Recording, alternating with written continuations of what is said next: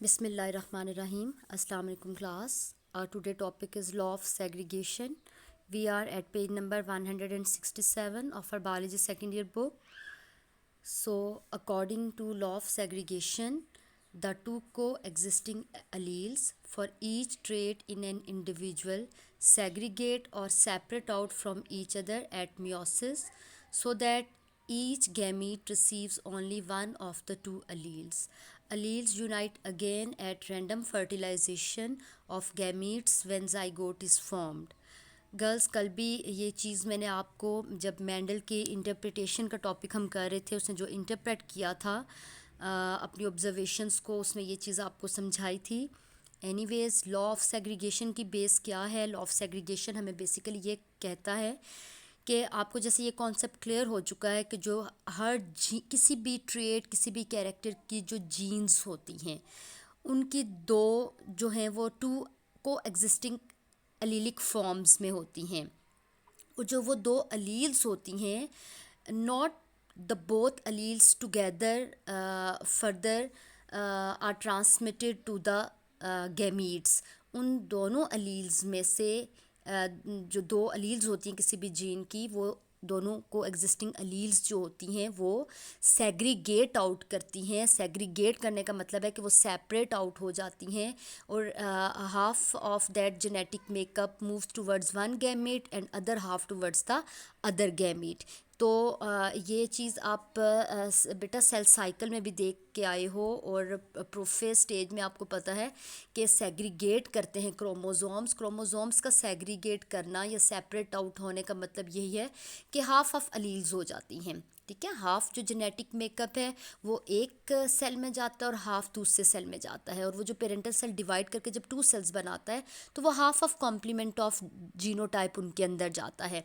और of course ये सारा जो जीनोटाइप है जो जेनेटिक मेकअप है वो रीयूनाइट करता है जब जाइगोट की फॉर्मेशन होती है और वही गैमीट्स जो हैं जब वो फर्टिलाइजेशन में पार्टिसिपेट करते हैं तो वो रीगेन कर लेते हैं अपना टोटल नंबर ऑफ क्रोमोसोम्स। तो क्रोमोसोम जब सेग्रीगेट करें तो इट मीन्स के जो को एग्जिस्टिंग अलीलिक पेयर्स हैं वो भी सेपरेट आउट कर रहे हैं। तो हाफ ऑफ द जो कैरेक्टर्स हैं ट्रेट्स हैं वो एक गैमीट में जा रहे हैं और अदर हाफ जो है वो दूसरे गैमीट में जा रहा है और इसी को हम लॉ ऑफ सेग्रीगेशन का नाम देते हैं। और हमें ये भी पता है लॉ ऑफ सेग्रीगेशन हमें ये भी बताता है कि जो फर्टिलाइजेशन होती है वो बड़ी रैंडम होती है। ठीक है, इतनी रैंडम होती है सेग्रीगेशन के फर्टिलाइजेशन के इट्स द चांस इवेंट कि उन दोनों में से कौन सा जो गैमीट है वो फर्टिलाइजेशन में कोई भी पार्टिसिपेट कर सकता है और इस तरह कोई भी ट्रेट जो है वो एक्सप्रेस आउट हो सकता है। Either that gamete which is carrying a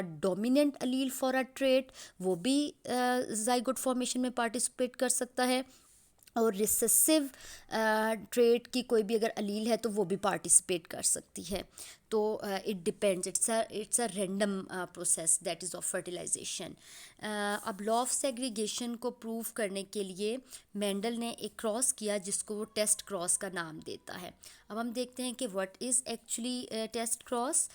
Mendel devised a cross called test cross which is used to test the genotype of an individual showing a dominant phenotype. It is a mating in which an individual showing a dominant phenotype is crossed with an individual showing its recessive phenotype. This cross finds out the homozygous or heterozygous nature of the genotype. जी, पहले तो आपको ये चीज़ पता होनी चाहिए कि test cross होता क्या है, क्यों किया जाता है टेस्ट क्रॉस। टेस्ट क्रॉस जो होता है बेसिकली ये होमोजाइगोसिटी और हेट्रोजाइगोसिटी ऑफ एन ऑर्गेनिज्म को चेक करने के लिए किया जाता है। यानी कोई भी जो जीनोटाइप समझते हैं ना, जेनेटिक मेकअप, कोई भी जो जीन्स हैं और वो जो जब जीन्स एक्सप्रेस होती हैं जैसे आर इज़ द आर जो है वो अलील्स हैं for roundness of the seed, got it. R जो है वो जीनोटाइप हुआ और राउंड सीडेड कैरेक्टर जो वो एक्सप्रेस कर रही हैं वो क्या हुआ, वो उन अलील्स का फिनोटाइप हुआ।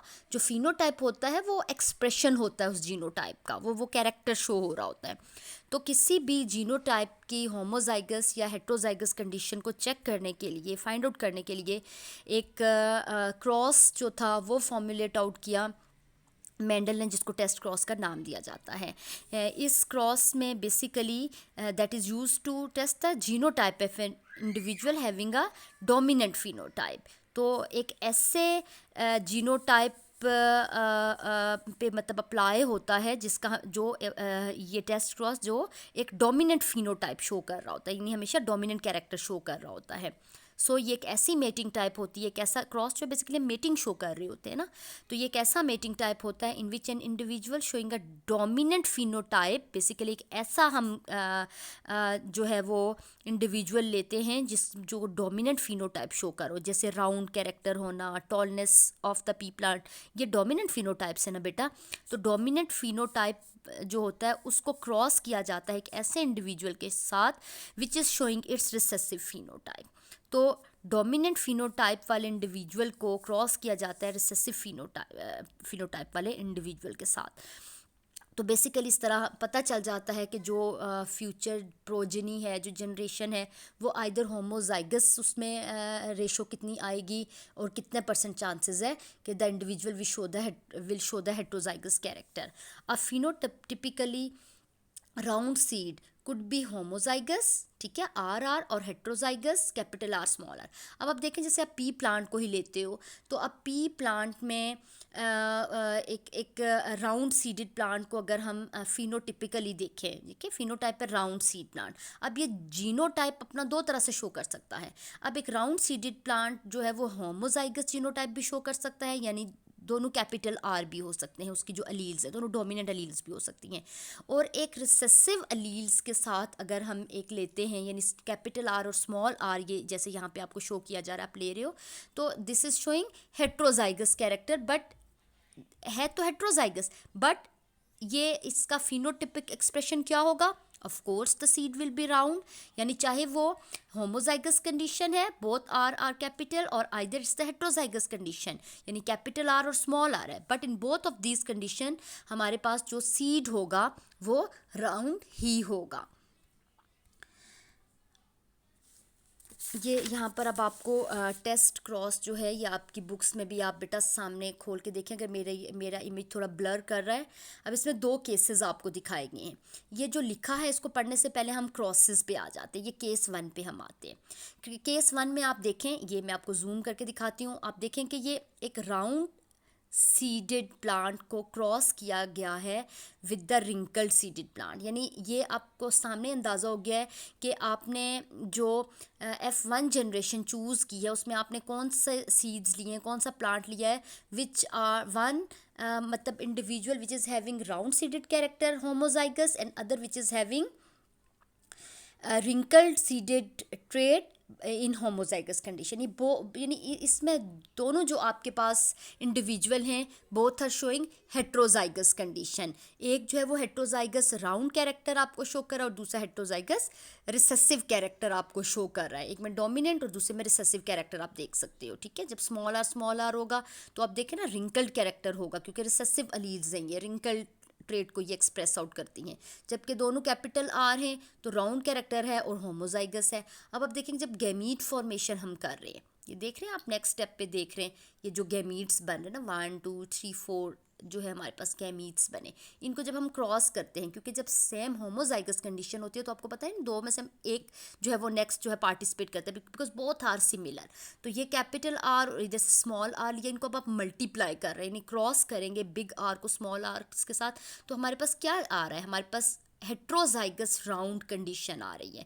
यानी जो जीनोटाइप यहाँ पर हमें अचीव हो रहा है in this case when both of the homozygous individual, one with the homozygous dominant trait and other with the homozygous recessive trait are going to be crossed, the result is the heterozygous dominant character. आप देखें कि round seeded individual ही होगा next generation में आपके पास, but it will not be homozygous like its parents, but it will be heterozygous. इसका मतलब हुआ जब ऐसी अलील्स पेरेंट्स से गैमीट से आगे ट्रांसमिट होती हैं given both are showing the homozygous character, either वो डोमिनेंट ट्रेट है या रिसेसिव अलील्स शो हो रही हैं। जब ये क्रॉस होता है, गैमीट्स बनते हैं और फर्टिलाइजेशन में ये पार्टिसिपेट करते हैं, जो न्यू इंडिविजुअल आपके पास आएगा वो क्या होगा, वो कैरेक्टर डोमिनेंस ही शो करेगा। जाहिर है कैपिटल आर जो है वही एक्सप्रेस होगा, स्मॉल आर यानी रिसेसिव जो रिंकल ट्रेट है उसको वो मास्क कर लेगा, but the condition will be,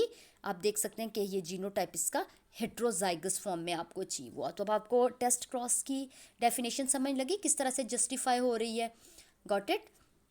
तो यहाँ पर किस तरह से homozygous round seeded plant P plant को क्रॉस किया गया है एक होमोजाइगस रिंकल्ड सीडेड प्लांट के साथ, and fertilization will result in 100% round seed progeny. ये देखिए राउंड सीडेड प्रोजनी हमारे पास आई है। So result is all round seeds progeny that tested phenotypically dominant individual is homozygous.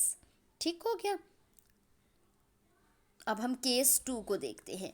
अब केस 2 में हमारे पास क्या है, ये देखिए। अब आप क्रॉस पे आ जाएं। अब आप देखें कि heterozygous round seeded plant is going to be crossed with the homozygous wrinkled seeded plant.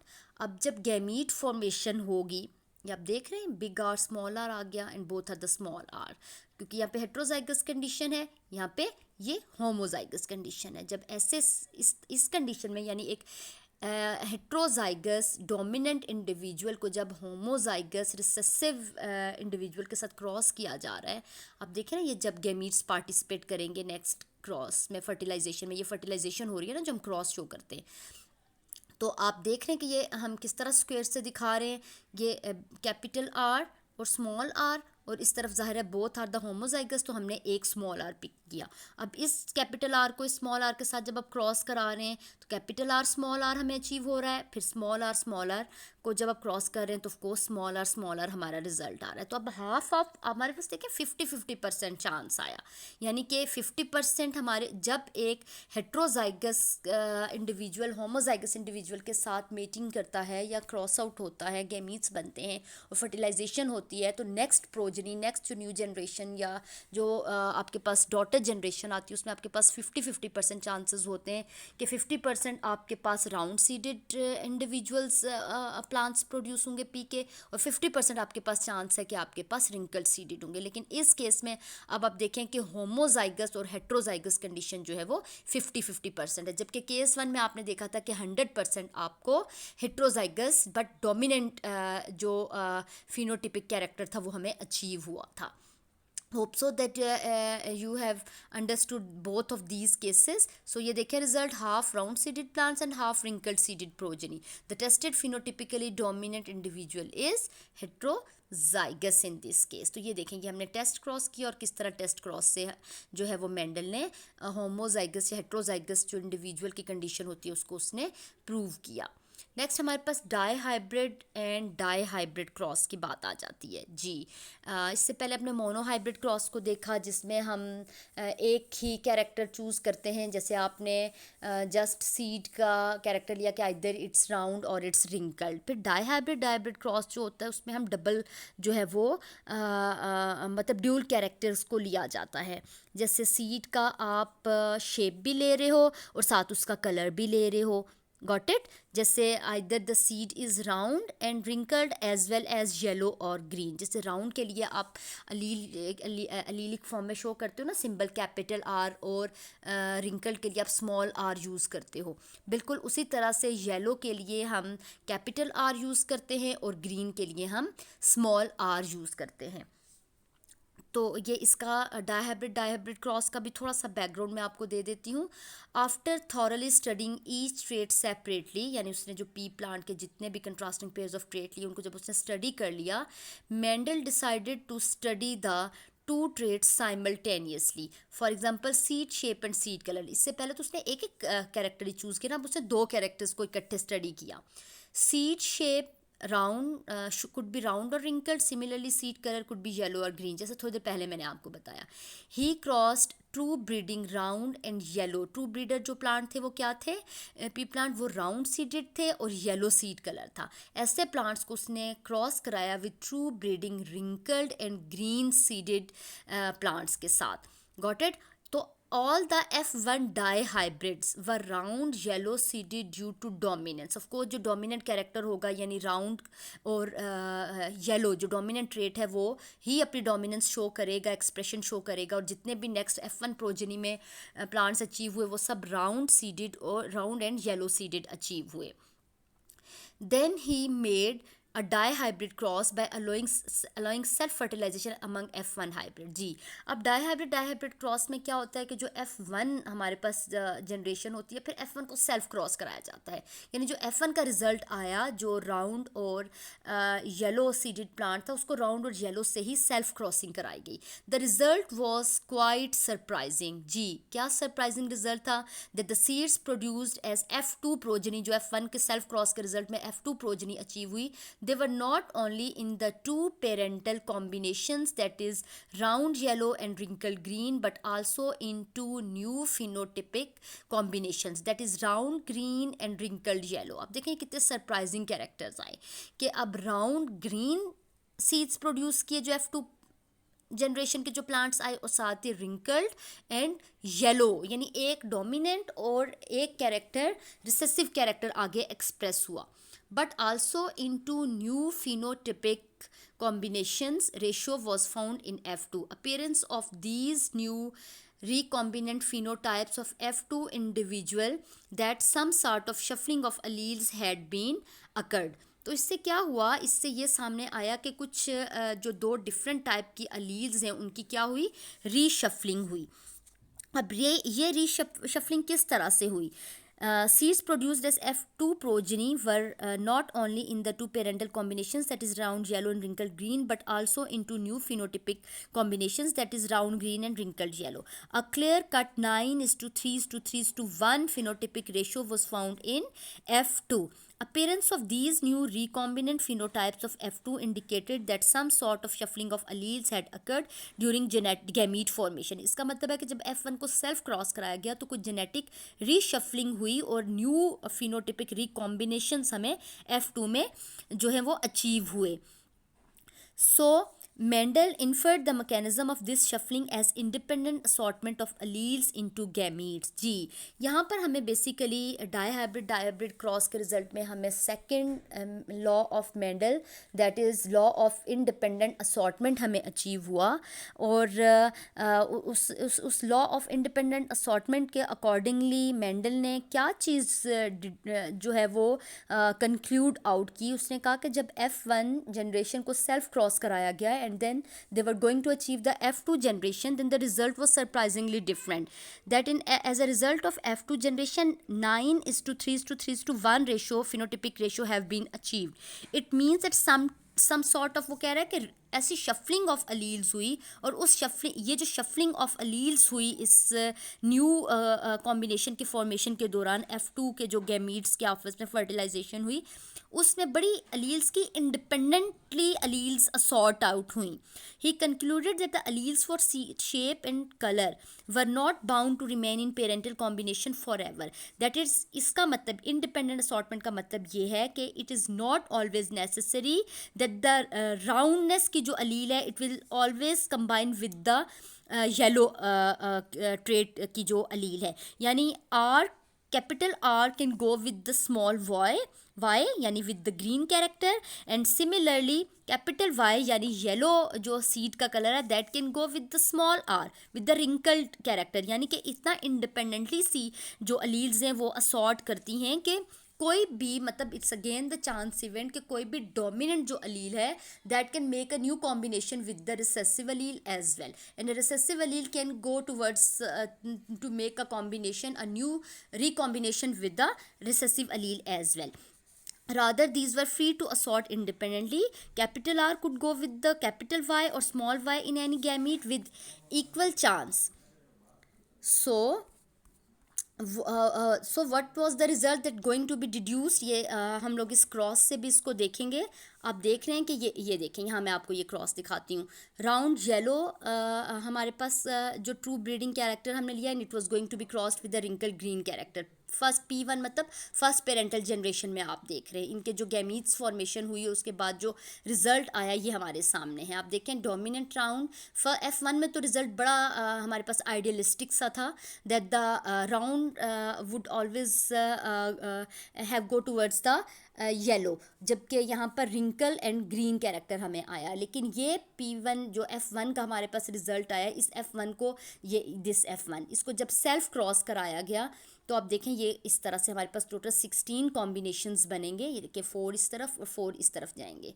Got it out. जब हम इसको क्रॉस करेंगे ना, capital R small r capital Y small y, ये देखें ये किस तरह से कॉम्बिनेशंस बने। इनको हर एक को आप मल्टीप्लाई करते जाओगे ना, जैसे इस RY को इस RY से करोगे ये रिजल्ट आए, फिर ये नेक्स्ट से मल्टीप्लाई होगा ये रिजल्ट आएगा, फिर इसको आप इससे करोगे तो ये रिजल्ट आएगा। तो ये इस तरह से मल्टीप्लिकेशन होती चली जाएगी जिसके रिजल्ट में हमारे पास ये 9:3:1 रेशो अचीव हुई, यानी कि टोटल 9 हमारे पास राउंड एंड येलो कैरेक्टर वाले प्लांट्स प्रोड्यूस हुए नेक्स्ट जनरेशन में F1 के रिजल्ट में। 3 हमारे पास राउंड एंड ग्रीन कैरेक्टर आया, 3 ही टोटल हमारे पास कैरेक्टर आया रिंकल एंड येलो का, और रिंकल एंड ग्रीन हमारे पास 1% मतलब हमारे पास ये कैरेक्टर आया। तो ये होप सो यहाँ तक गर्ल्स आप लोगों को समझ आ गई होगी लॉ ऑफ इंडिपेंडेंट असॉर्टमेंट की। So similarly small r could go with the small y और capital Y in any gamete with equal probability. So 4 types of gametes, that is capital R, capital Y, capital R, small r, capital Y, and small r, small y were formed in equal number in a perfect ratio of 1:1. When these gametes randomly fertilized each other, a 9:3:3:1 phenotypic ratio was produced among F2 progeny. So Mendel formulated law of independent assortment. अब ये law of independent assortment क्या कहता है? According to this law, when two contrasting pairs of traits are followed in the same cross, their alleles assort independently into gametes. इसका मतलब है कि जब दो contrasting pairs of traits जब डायहाइब्रिड क्रॉस में लिए जाते हैं और वो क्रॉस आउट होते हैं तो उनकी जो अलील्स होती हैं वो नेक्स्ट जो गैमीट्स बनने होते हैं उनमें इंडिपेंडेंटली असॉर्ट होती हैं। यानी कोई भी डोमिनेंट ट्रेट वाली अलील किसी भी कंट्रास्टिंग रिसेसिव ट्रेट के साथ वो कॉम्बिनेशन बना सकती है। मतलब कि ज़रूरी नहीं है कि जो राउंड सीडेड प्लांट होगा उसके सीड कलर येलो ही होगा, that can be green as well. और इसी तरह ये ज़रूरी नहीं है कि एक रिंकल्ड सीडेड जो प्लांट होगा उसका जो सीड कलर होगा वो हमेशा ग्रीन ही होगा, it can be yellow as well and vice versa. So alleles of one pair inherit independently of alleles of the other pair. तो totally independently alleles जो होती हैं वो sort out होती हैं. The distribution of alleles of one trait into gametes has no influence on the distribution of alleles of the other trait. Thus the chance for a plant to be round or wrinkled is independent of its chance of being yellow or green. तो इसका मतलब ये हुआ कि Mendel का law of independent assortment ये कहता है कि किसी भी इंडिविजुअल में कोई भी जो एक कैरेक्टर होता है उसकी जो अलील्स होती हैं, जीन्स होती हैं, वो टोटली इंडिपेंडेंट होती हैं of any other jeans of any other character. यानी एक ट्रेट जो होता है, एक कैरेक्टर किसी की इंडिविजुअल का जो होता है वो नहीं डिपेंड करता किसी दूसरे कैरेक्टर के की अलील्स के ऊपर। हर जो कैरेक्टर की ट्रेट के अलील्स होती हैं वो टोटली इंडिपेंडेंटली गैमीट्स में सॉर्ट आउट होती हैं। होप सो ये आपको समझ आ गया होगा। इसको अच्छे से पढ़ लेना है आपने, क्रॉस भी करना है ये वाला आप लोगों ने, ठीक है। फिर अगर समझ नहीं आया तो अपने अपने क्लास के व्हाट्सएप ग्रुप्स में आपने अपने टीचर्स से क्वेश्चंस कर लेने हैं। फिर नेक्स्ट इंशाल्लाह हमारा जो लेक्चर होगा वो प्रोबेबिलिटी पे होगा। थैंक यू गर्ल्स, अल्लाह हाफिज़।